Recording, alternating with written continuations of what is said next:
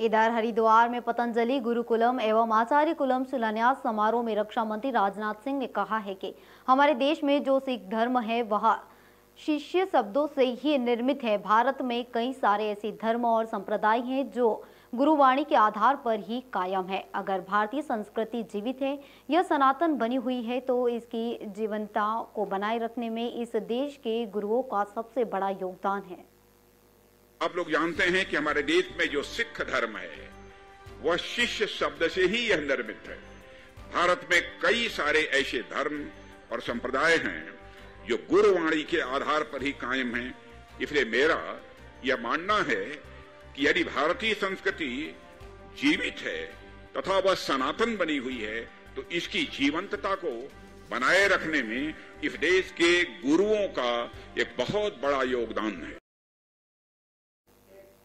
इधर उत्तराखंड की बात करें हम, जहां हरिद्वार में पतंजलि गुरुकुलम एवं आचार्य कुलम का शिलान्यास समारोह आयोजित किया गया।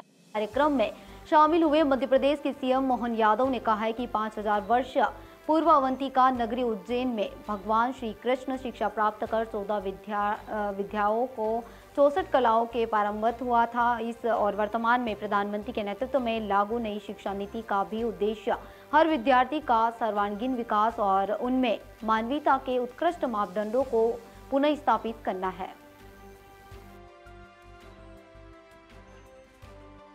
मैं महाराज जी बाबा महाकाल की कृपा से भगवान विष्णु के द्वार पे आया हूं और मुझे इस बात का एहसास है, ये धरा धन्य हुई 5000 साल पहले भी, जब बाल रूप में भगवान कृष्ण शिक्षा ग्रहण करने कंस के एक इतने बड़े पराक्रम को करने के बाद आए। और हमारे समाज की विशेषता भी है कि कंस जैसी महाशक्ति को पराभव करने के बाद भी समाज ने कहा कि ये भगवान कृष्ण की शिक्षा दीक्षा होना चाहिए।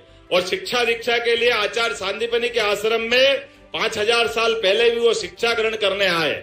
और शिक्षा भी कैसी होती है, 14 विद्या 64 कला। आज भी पूरे दुनिया की शिक्षा की सारी व्यवस्था को देख ले तो 64 कला और 14 विद्या के बारे में अभी समाज बहुत पीछे है।